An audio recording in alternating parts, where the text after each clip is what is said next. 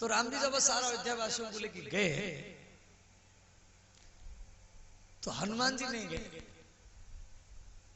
राम जी हनुमान को पूछा, हनुमान सब जा रहे हैं आप भी चलो। हनुमान जी प्रश्न किए, बोले भगवान मेरे को प्रश्न है, यदि मैं आपके साथ में जाऊंगा तो साकेत वैकुंठ धाम जाऊंगा तो वहां आपका कथा और आपका जो नाम ये सुनने के लिए मिलेगा कि नहीं मिलेगा? राम जी बोले वहां पर मेरी कथा नहीं होती है, वहां राम कथा भागवत कथा कुछ नहीं होता, सीताराम नाम सुनने के लिए नहीं मिलेगा, वहां तो सिर्फ मेरा दर्शन होगा और वैकुंठ लोक मिलेगा, साकेत लोक मिलेगा। तो हनुमान जी बोले हम नहीं जाएंगे। तो राम जी क्या किए, अयोध्या में एक हनुमान गढ़ी है, यदि देखे होंगे ठीक है, यदि नहीं देखे तो अभी की बार जाके देखना। अयोध्या में हनुमान गढ़ी सबसे बड़ा मुख्य दर्शन है। तो वहां पर राम जी क्या किए, हनुमान को हनुमान गढ़ी में बैठाए और मुकुट पहराए। बोले हनुमान जब तक पृथ्वी पर मेरी कथा चलेगी और मेरा नाम चलता रहेगा तब तक आप यही रहना। तो यहां पर हनुमान जी भगवान की कथा के लिए, भगवान के नाम के लिए वैकुंठ को ठुकराए, और हम लोग उल्टा करते हैं और हम घर के काम के लिए भागवत को ठुकराते हैं, उल्टा करते हैं। हनुमान जी भगवान की कथा के लिए वैकुंठ को क्यों ठुकराए, वैकुंठ क्यों नहीं गए? हनुमान जी को पूरा विश्वास है कि जिसकी मन भगवान में हो, जिसकी मन भागवत में हो, जिसकी मन भगवान की कथा में हो, वो न चाहने पर भी उसको वैकुंठ लोक को मिलेगा और भगवान का दर्शन होगा। हमको हनुमान बन करके भागवत कथा सुनना है। अभी तक आप जो कथा सुने हैं वो जैसे भी सुने आप, परंतु अब की बार आपको हनुमान बनकर कथा सुनना है, तभी आपको भागवत का पूरा लाभ मिलेगा, 100% मिलेगा। यदि स्वयं भगवान जिसकी कथा हम सुन रहे हैं, राम जी का या कृष्ण जी का, वो भगवान भी आपको पंडाल के पीछे आकर के खड़े होकर के भगवान भी बुलाए जी भैया मैं पंडाल के पीछे खड़ा हूं, मेरा आके दर्शन कर लो, तो भी कथा छोड़ करके जाना नहीं है। इतना निष्ठा से भागवत को सुनना है, तभी भागवत का पूरा प्रतिशत आपको फल मिलेगा और इसी भागवत में ही आपको भगवान का दर्शन हो जाएगा, यदि इस प्रकार निष्ठा से आप कथा सुने। और ऐसे हम मेरी बगल वाली जा रहा है तो हम भी चले, बहुत व्यक्ति कई तरीका से कथा सुनते, चलो कैसे भी सुने, तो ध्यान देना। यहां पर एक अध्याय दिया गया है भागवत की महात्मा के बारे में, जिस श्रीमद् भागवत कथा के लिए निमंत्रण पत्र भी लिखना चाहिए। जे नावकाशम कदाचित हम सब तुलसीपुर ग्रामवासी कालिस्तान के सामने से आषाढ़ महीना में भागवत कथा श्रवण कर रहे हैं और आप यहाँ पर आए। ये कथा 9 तारीख से लेकर 19 तारीख तक होगी। और फिर वो कोई बोले जे मुझे समय नहीं है, नावकाशम कदाचित दिन मात्रम तथापि तू, यदि पूरा 11 दिन समय नहीं है कथा सुनने के लिए, कम से कम एक दिन आ जाए। यदि एक दिन भी समय नहीं है तो कैसे भी घूमते फिरते एक क्षण आकर के भागवत में बैठ जाए और वही क्षण ही आपको भगवान से मिला देगा। क्षण अत्रैव सुदुर्लभः, भागवत में दिया है क्षण अत्रैव सुदुर्लभः। और श्रीमद् भागवत कथा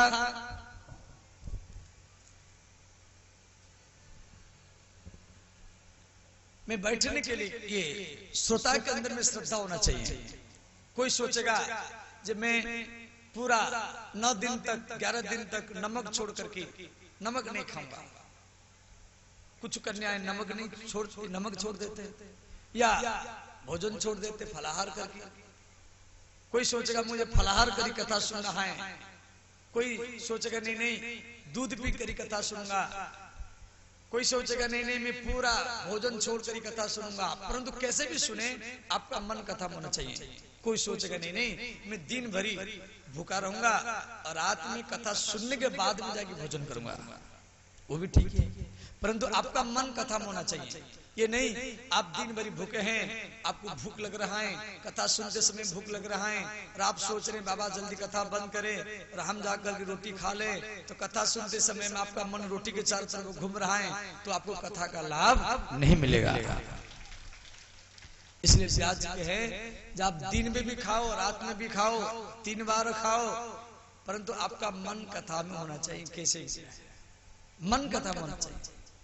कथा में कुछ नियम होता है, कम खाना चाहिए, ज्यादा खाएंगे तो आपको नींद आएगा, ज्यादा पानी पिएंगे तो बार बार पेशाब आएगा। कथा में बैठने की तरीका है, कथा में आगे आगे वही व्यक्ति बैठना चाहिए जिसके मन भगवान में हो, जो वैष्णव हो, जो जिसका मन शांत हो, वही व्यक्ति आगे बैठना चाहिए। वैष्णव लोग, जो बड़े गुजरे के लोग, कथा जो है ये मनोरंजन कार्यक्रम नहीं है, ये आत्मरंजन कार्यक्रम है। जैसे कोई नचने वाला को हम खड़ा कर दिए रात भर नचा रहे हैं, ये ऐसा कार्यक्रम नहीं है, ये आत्मरंजन है, ये मनोरंजन नहीं है। और कथा में बुद्धिजीवी लोग आगे बैठेंगे तो कथा में रस आएगा। बच्चों को कभी भी आगे बैठा नहीं है, बच्चों को सबसे पीछे एक खटारा में बैठाना है, क्योंकि बच्चे जो होते हैं वो हल्ला गुल्ला करते हैं, उनको तो झांकी चाहिए, नाचना गाना चाहिए, तभी वो देखते हैं। और एक बच्चा हल्ला गुल्ला करेगा तो उसके अगल बगल में बैठने वाले का मन भी कथा से हटेगा। और यहाँ पर कैमरा लगा हुआ है, 3 कैमरा लगा हुआ है, और बच्चे हल्ला गुल्ला करेंगे तो उनका आवाज कैमरा में जाएगा। और कथा कैसेट चल हो रहा है, फिर ये टीवी में आएगा, तो तुलसीपुर में कथा हो रहा है, सारा देश में लोग को देखेंगे तो क्या सोचेंगे, जो तुलसीपुर के लोग को सब हल्ला गुल्ला कर रहे हैं,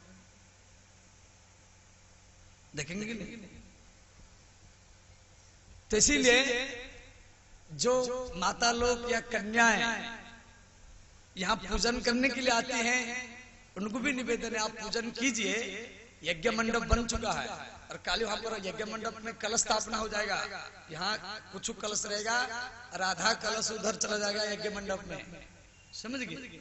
और वहीं पर आप दीपक जलाएंगे, अगरबत्ती लगाएंगे, समझ गए? वहीं पर यज्ञ मंडप की परिक्रमा करेंगे और यहाँ की कथा सुनेंगे। यदि आप यहाँ आकर के दीपक जलाएंगे, परंतु शांत भाव से जलाएंगे, और दीपक जलाते समय आप हल्ला गुल्ला करेंगे, तो कैमरा में आपकी आवाज जाएगा, जाएगा कि नहीं जाएगा? तो कहां दूर में भी आप आवाज करेंगे, अगल बगल में आवाज करेंगे, तुरंत कैमरा में आवाज जाएगा। तो इसीलिए आपको बार बार कार्यकर्ता बोलते हैं, मैं भी इस बात को नहीं बोलना है, परंतु मैं एक बार बोल दिया, आगे आगे पालन करना है, समझ गए? कोई भी अपने बच्चा को लाए तो उसको शांत करके लाए, जो बेटा पीछे बैठना है और हल्ला गुल्ला नहीं करना है। कथा में जिन माताओं के गोदी में छोटा बच्चा हो, वो भी पंडाल के किनारे में ही बैठना चाहिए, क्योंकि कभी बच्चा रोएगा तो उसको शांत करने के लिए थोड़ा दूर चले जाएंगे, कि उसकी रोने से अगल बगल वाले जो बैठे हैं उनको कथा सुनने में बाधा पहुंचेगा। और जो 4 घंटा तक बैठ नहीं सकता, वो कुर्सी में बैठकर कथा सुने, क्यों? सब व्यक्ति बैठ नहीं सकते। और कोई सोचेगा मैं 4 घंटा बैठ भी नहीं सकता, तो खड़े होकर कथा सुने, और 4 घंटा खड़े हो नहीं सकता तो घूम घूम कर कथा सुने, कि इतना बड़ा मैदान है और सारा गांव में तुरे लगा हुआ है, और आप कहां भी घूम करके कथा भी सुन सकते हैं, परंतु आपका मन कथा में होना चाहिए। और कोई सोचेगा जब मैं बैठ भी नहीं सकता, खड़ा भी हो नहीं सकता, घूम भी नहीं सकता, मैं लेट करके सो कर कथा सुन, वो भी ठीक है, खाट लगा दिया जाए पंडाल के अगल बगल में, छाछ में, कहां भी लेट करके सो करके आप कथा भी सुन सकते हैं, परंतु आपका मन कथा में होना चाहिए। ये नहीं आप सोते सोते सो गए, समझ, ये होना नहीं चाहिए। ब्याजिया लिख रहे हैं, कैसे भी सुने आपका मन खत्म होना चाहिए। और भागवत जो है, श्रीमद् भागवतम पुराण तिलकम यद वैश्रवानाम धनम, ये महापुराण है। 18 पुराण है, 18 पुराण में 4 लाख श्लोक है। स्कंद पुराण 81,100 श्लोक, पद्म पुराण 55,400 श्लोक, शिव पुराण 26,000 श्लोक, गरुड़ पुराण 19,000 श्लोक, ब्रह्म वैवर्त पुराण 18,000 श्लोक। तो इस प्रकार ये 4 लाख श्लोक है और उसका निचोड़, उसका सार भागवत में है। जो एक बार भागवत कथा सुन लिया वो 18 पुराण का कथा ही सुन लिया। श्रीमद् भागवतम पुराण तिलकम यदि वैष्णवानां धनम। देखो यहां पर एक मार्मिक श्लोक दिया गया है, बहुत सुंदर श्लोक। जब भागवत कथा कहां कहां नहीं होता है, माने किस किस जगह में भागवत कथा नहीं होता है, इसी श्लोक में दिया गया है। स्वर्गे सत्ये च कैलासे वैकुंठे नास्त्यं रसः अतः पिबन्तु सद्भाग्या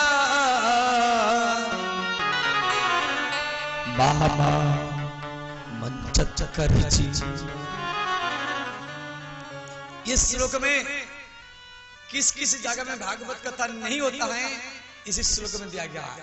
स्वर्गे, स्वर्गलोक में भागवत कथा नहीं होती है, इसीलिए देवता लोग सुखदेव जी के पास आए, पृथ्वी पर आए शुक्रताल में। सत्यलोक में माने ब्रह्मलोक में भी भागवत कथा नहीं होती है, इसलिए ब्रह्मा जो तराजू लेकर के तौले थे कैलाश से, और कैलाश में भी भागवत कथा नहीं होती है, इसलिए भगवान शिव मां पार्वती को कैलाश से लेकर के अमरनाथ आए। अमरनाथ, अमरनाथ भारत में, जम्मू कश्मीर में। वैकुंठे नास्त्यं रसः, और वैकुंठ में भी भागवत कथा नहीं होती है, इसीलिए हनुमान जी नहीं गए। हनुमान जी तो इसलिए साकेत, साकेत वैकुंठ, इसीलिए तो हनुमान जी नहीं गए। यत्र यत्र रघुनाथ कीर्तनम, यत्र यत्र रघुनाथ कीर्तनम तत्र तत्र कृतमस्तका अंजलि बाष्पभारी परिपूर्ण लोचनो मारुति नमत राक्षसांतकम। जहां जहां भगवान की कथा होती है वह हनुमान जी बाष्पभारी परिपूर्ण लोचनम, माने उनका आंखों में आंसू भर जाते हैं। कृतमस्तकांजलि, हनुमान जी ऐसे सुनते हैं, उनका दोनों हाथ मस्तक में लगा रहता है और रोते रहते, इतना भाव से है कथा सुनते हैं। जहां जहां कथा होती है, केवल यहां बोली नहीं, भारत में जहां जहां कथा होती है हनुमान जी वहां पहले आते हैं और कथा सुनते हैं। तो इसलिए जहां भी कथा हो, जहां भी कथा हो वहां अवश्य 1 मिनट 5 मिनट के लिए अवश्य जाओ, कम से कम वहां 5 मिनट जाने से और हनुमान जी का दृष्टि तो हमारी ऊपर पड़ जाएगा, इतना में ही कल्याण हो जाएगा। तो हनुमान जी हर जगह में आते हैं तो हम भी तो चले जाए, तो हम तो कम से कम हनुमान जी की नजर में तो आ जाए। तो ध्यान देना, तो ये कथा स्वर्ग में नहीं होता है, सत्यलोक में नहीं होता है, कैलाश लोक में नहीं होता है और वैकुंठ में नहीं होता है। और थोड़ा दिमाग लगाओ, जो कथा स्वर्ग में नहीं, ब्रह्मलोक में नहीं, कैलाश में नहीं, वैकुंठ लोक में नहीं, और वो कथा और आज आपके तुलसीपुर में है, इसी बात का ही हम बड़भागी हैं। अतः परंतु सद्भाग्या मामा मुंचत्करिचि। बीच में थे एक कीर्तन, बीच बीच में जो कीर्तन होता है, इस कीर्तन मंडल को भगवान कृष्ण ही बनाए थे। भागवत में यहाँ का कीर्तन मंडल दिया गया है। प्रहलाद तालधारी तरलगति तया श्री प्रहलाद जी तालों का क्या, संगीत में ताल होता है, जैसे तीन ताल है, तीन ताल ये 16 मात्रा का होता है, इसके 4 चरण होते हैं। तीन ताल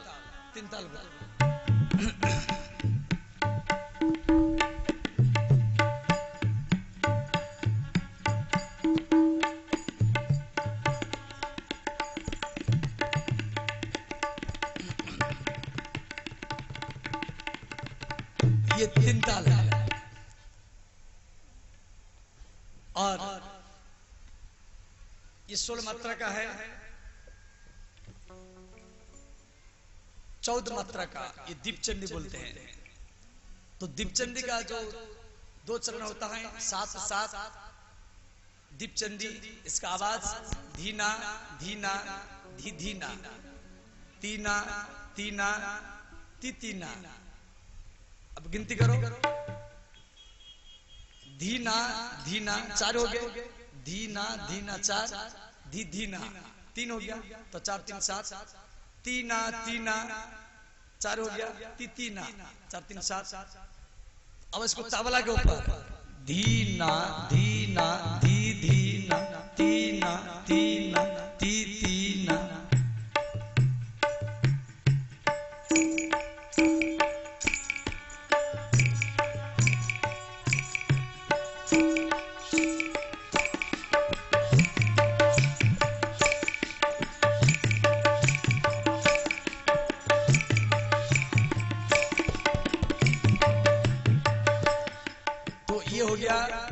दीपचंदी है, संगीत में इसको बोलते दीपचंदी। ये भगवान के कीर्तन मंडल का प्रथम सदस्य प्रहलाद इसका जानकार दे रहे हैं कि कौन सा ताल में कीर्तन होना चाहिए। और ऐसे 10 मात्रा का है झपताल, धीना धी धीना तीना ती तीना। उसके बाद में कहरवा है, ये 8 मात्रा का है, इसका आवाज धागे नती नक धीनी, धागे नती नक धीरी, धागे नती नक धीरी, धागे नक धीरी।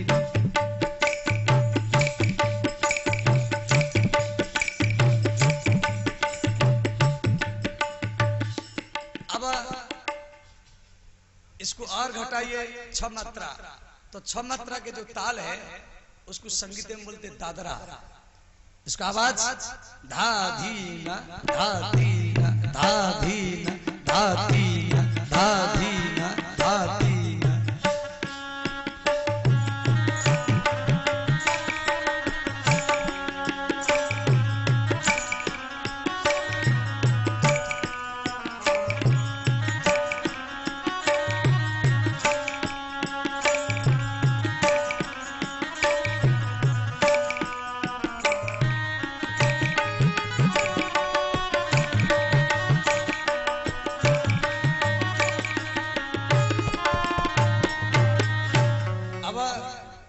दादरा, इसको थोड़ा सा बढ़ाओ तो ये बन जाएगा खेमटा। तो खेमटा का आवाज कैसा, धा धीना ना तीना, धा धीना ना तीना, धा धीना ना तीना, धा धीना। सात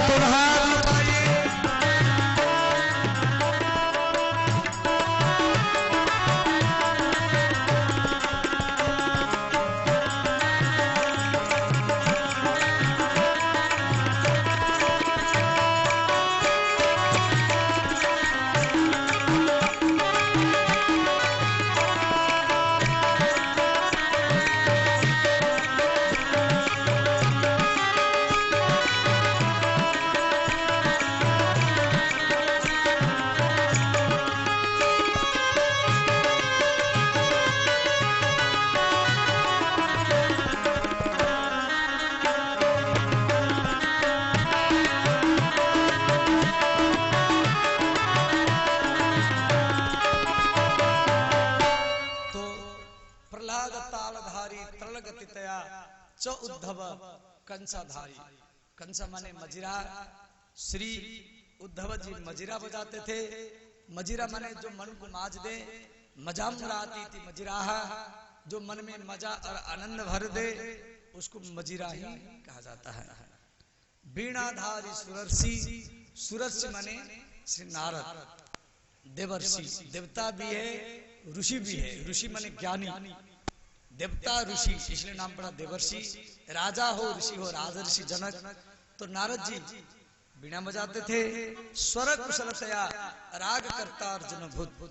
कौन सा राग में कीर्तन होना चाहिए?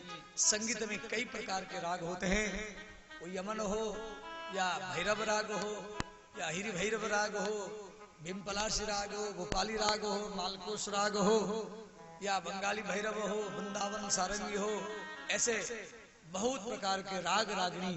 कावेरी राग है, गोदावरी राग है, शिवरंजनी राग है। और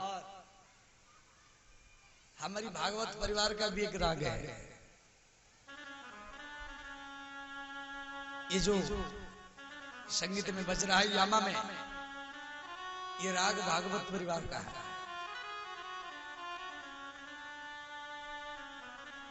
इसमें कई राग मिला करके इस राग को बनाया गया है।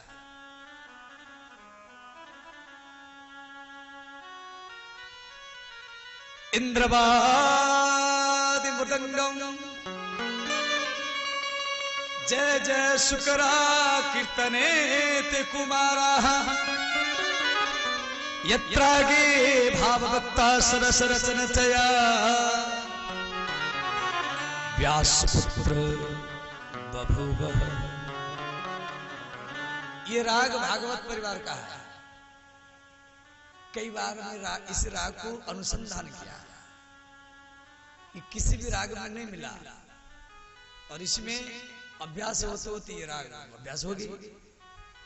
इसमें 3 राग मिला हुआ, शिवरंजनी है, शिवरंजनी है, अहिर भैरव है। ये शुद्ध अहिर भैरव भी नहीं है। जब किसी राग में नहीं मिला और ऐसा आदत हमारे पड़ गया बोलने की, तंत्र में हम अपने संगीतकार को बुला करके बोल दिए, भैया ये राग का नाम अभी दूसरा कर दिया जाएगा, ये भागवत परिवार का ही राग हो गया है, अब इसी राग में ही किया जाएगा। ये राग किसी राग से मिलता नहीं है। हम इसको सोचते थे अहिर भैरव राग है, परंतु अहिर भैरव राग नहीं, उसमें एक दो स्वर और उल्टा लगता है। और हमारी जो कलाकार रंजीत है इसको अच्छी तरह से बजाते हैं।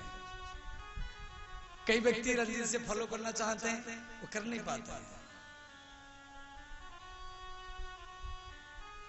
तो ध्यान देना, यत्राग्रे भावभक्ता सरसरचनचया व्यासपुत्र बभूव। कीर्तन के बीच में जयकार होना चाहिए। जयकार, जय हो जय हो। 18 पुराण को पढ़ो, जितना पुण्य मिलेगा एक बार जयकार बोलने से इतना पुण्य मिलेगा। और कीर्तन के बीच में नृत्य होना चाहिए। तो नृत्य कौन करेगा? तो सुखदेव जी को नाचने की सेवा दिया गया। देखो ध्यान देना, कोई नाच रहा है, कोई नाच रहा है और आप लोग देख रहे हैं, तो नाचने वाला पैर से नाचता है, कमर से नाचता है, सिर से नाचता है, आंख से नाचता है, हाथ से नाचता है। तो जो नाच रहा है और उसको 1000 व्यक्ति देख रहे हैं, तो जो देखता है उसका दिल नाचता है, उसके मन नाचता है, उसका बुद्धि नाचता है, उसका विवेक नाचता है। नाचना वाला पैर से नाचता है और देखने वाला मन से नाचता है। तो नाचने वाला यदि संसार की याद में नाचेगा, भोग की याद में नाचेगा, विषय की याद में नाचेगा, तो उसको जितना व्यक्ति देखेंगे उनका मन भी विषय में डूब जाएगा। और नाचने वाला यदि भगवान की याद में नाचेगा और उसको जितना व्यक्ति देखते हैं उनका मन भी भगवान में ही डूब जाएगा। इसलिए नाचने की सेवा ये श्री सुखदेव जी को दिया गया। अब कथा को यहां तक हम लिया। अभी झांकी है, झांकी का भी आप लोग आनंद लें। और आज हम लोग प्रभात फेरी लेकर के गोट खरीद की ओर गए थे। गोट खरीद, तो गोट पर की ओर गए। वहां के लोग कोई रोली मोली चावल से कोई कपड़ा बिछा कर इस प्रकार ठाकुर जी का स्वागत किए। इन गोट खरीद वालों के लिए खूब जोरदार से करताल का स्वागत कीजिए। और कुछ कन्याएं जो यहाँ के कन्याएं थी जो भरी धूप में, कुछ बच्चे युवक लोग वो भी भरी धूप में धूप सहन करके, धूप तो पड़ता है, और वो भी हमारे साथ में गोट खरीद गए और वहां भी गांव में घर घर में जाकर के भागवत धर्म का प्रचार, हिंदू सनातन धर्म का प्रचार, सम्मुख को निमंत्रण देना। जी भाई तुलसीपुर में कथा हो रही, तो उन सब के लिए भी एक बार करताल का स्वागत दीजिए। क्यों इस कार्यक्रम को सफल करने के लिए जो व्यक्ति इसमें समय देता है उनको भी व्यास गद्दी के ओर से बार बार धन्यवाद है। और कल हवन चालू होगा, हवन, तो हवन में जो कन्याएं कलश उठाई है या जो जजमान लोग वो भी हवन करेंगे। हवन कुंड बना हुआ है हमारा, ऐसे हवन कुंड हमारे पास बनी बनाई रखा हुआ है, वो तो एक दिन में बन जाता है, परंतु यहाँ बना हुआ था सीमेंट का हवन कुंड, काली माता का जो हवन होता है। हम बोले भैया इसको सजा दो ढंग से, थोड़ा इसको केला फेला से, रोली मोली चावल से, ईट से ढंग से सजा दिया जाए, इसी में ही हवन करा जाएगा। क्यों यहाँ जगह भी छोटा पड़ता है, क्यों आज इतना भीड़ है, कल फिर और भीड़ होगा, फिर और भीड़ होगा, 2 गुना 4 गुना 8 गुना 16 गुना, फिर पंडाल छोटा पड़ेगा, फिर मैदान छोटा पड़ जाएगा, तो जगह भी छोटा पड़ जाएगा। इसीलिए बोला उसी में ही हवन करो, जो पहले हवन कुंड बना हुआ है उसी में हवन करना है। तो इसीलिए आप सब हवन करने के लिए आए, और हवन का समय वही 7 बजे से लेकर के 9 बजे के बीच में होगा, 9-10 बजे तक। और जो कार्यकर्ता प्रभात में जाते हैं वो भी जाए, यहाँ के बुजुर्ग लोग, अनुभवी लोग, वो भी साथ में जाने की कृपा करें। और कथा का जो समय है 5 बजे से 4 बजे हमारे कलाकार बढ़ जाते हैं, और मैं 5 बजे बढ़ जाता हूँ, और आप लोग 5 बजे तो खूब कम व्यक्ति आते हैं, बहुत व्यक्ति खा पी कर आते हैं। मैं देखता हूँ जो बहुत माता लोग, पुरुष लोग अभी भी आ रहे हैं, तो मेरे निवेदन है आप जल्दी आएंगे तो कथा का पूरा लाभ मिलेगा। श्री राधे।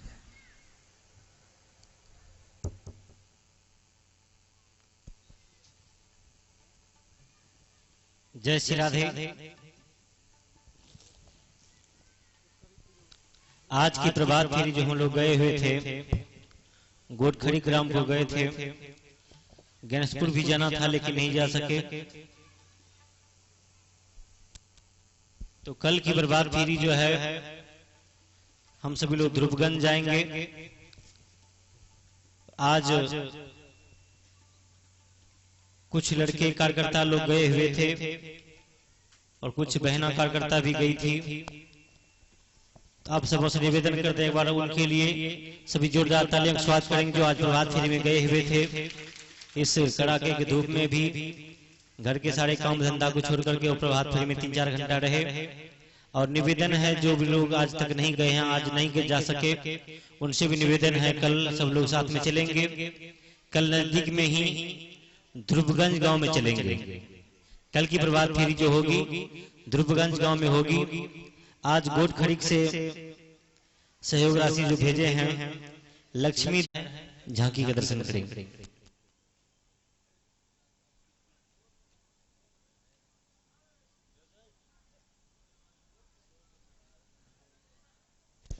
जय श्री राधे।